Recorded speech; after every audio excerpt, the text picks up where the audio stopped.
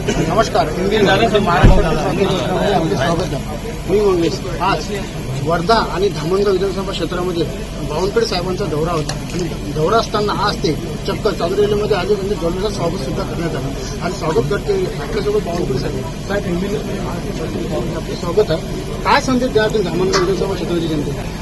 महाराष्ट्राच्या धामणगावच्या जनतेच्या विकासाकरता, महाराष्ट्राच्या 14 कोटी जनतेच्या विकासाकरता, धामणगाव मतदारसंघाच्या विकासाकरता डबल इंजिन सरकार शिवाय विकास होऊ शकत नाही. धामणगावचे आमदार श्री प्रताप अडसड यांनी मोदी सरकारकडनं, एकनाथ शिंदे सरकारकडनं जो विकास केला आहे तो विकास पुढच्या काळातही कायम राहावा आणि जेवढ्या योजना केंद्र सरकार, राज्य सरकारच्या आहे त्या योजना पुढच्याही 5 वर्षाकरता जनतेकरता, महिला बहिणीकरता, जशी मुख्यमंत्री लाडली बहिणा योजना आहे, लाडका भाऊ योजना आहे, 1 रुपयात पीक विमा योजना आहे, देवेंद्रजींनी आता शेतकऱ्यांना वीज बिल माफ केलं आहे. अशा ज्या 40 महत्वाच्या योजना आहेत, 40-42 या योजना जर महाराष्ट्रामध्ये आणि धामणगावमध्ये सुरू ठेवायच्या असतील तर डबल इंजिन सरकार, देशात सरकार आणि महाराष्ट्रात सरकार हे आवश्यक आहे. प्रताप अडसड सारखा चांगला आमदार आहे, त्याच्या पाठीशी सर्वांनी उभं राहावं अशी विनंती मी आपल्या सर्व कार्यकर्ते जनतेला करतो आहे. आणि पुढच्या काळात सुद्धा या मतदारसंघामध्ये मोठ्या प्रमाणावर प्रताप अडसडजीच्या माध्यमातून जो विकास झाला तो विकास कंटिन्यू पुढे ठेवण्याकरता प्रताप अडसडजीला मजबूत करावं अशी विनंती मी केली आहे. सोबतच काँग्रेस पार्टी ही हायकोर्टात गेली आहे योजना बंद करण्याकरता.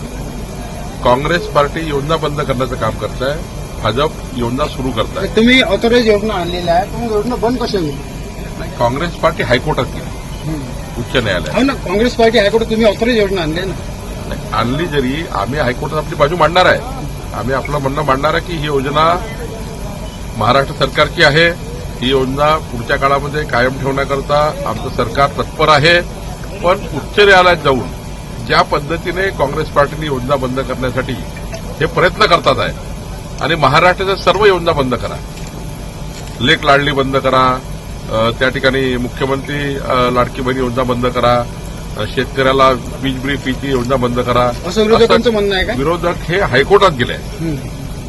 कोर्टाकडनं या ठिकाणी ऑर्डर आणण्याचा प्रयत्न करताय योजना बंद करण्याचा. पण मान्य उच्च न्यायालय आमची बाजू ऐकेल आणि आमच्या बाजूनच निर्णय होईल. पण काँग्रेस जर आजच सरकार नसताना उच्च न्यायालयात जाऊन योजना बंद करण्याचा प्रयत्न करताय, उद्याचं चुकीचं मत जर काँग्रेसला गेलं तर संपूर्ण योजना काँग्रेस पार्टी बंद केल्याशिवाय राहणार नाही. कारण आज सरकार नसताना ते हायकोर्टात गेले. त्याची नियत काय आहे, नियत समजून घेतली पाहिजे. आज जर सरकार नसताना ते हायकोर्टात गेले, नियत काय आहे योजना बंद करण्याची. उद्या चुकीचं मत त्यांनी घेतलं तर निश्चितपणे निवडून आल्याबरोबर योजना बंद करतील. आणि यांनी बंद केल्या आहेत. कर्नाटकमध्ये बंद केलं, तेलंगणामध्ये योजना बंद केली, मुख्यमंत्री लाडली बहिणा योजना कर्नाटकमध्ये होती, बंद केली, तेलंगणामध्ये बंद केली, हिमाचलमध्ये बंद केली. भाजप सरकार मध्य प्रदेश सुरू, भाजप सरकार आसाम सुरू, भाजप सरकार छत्तीसगड सुरू.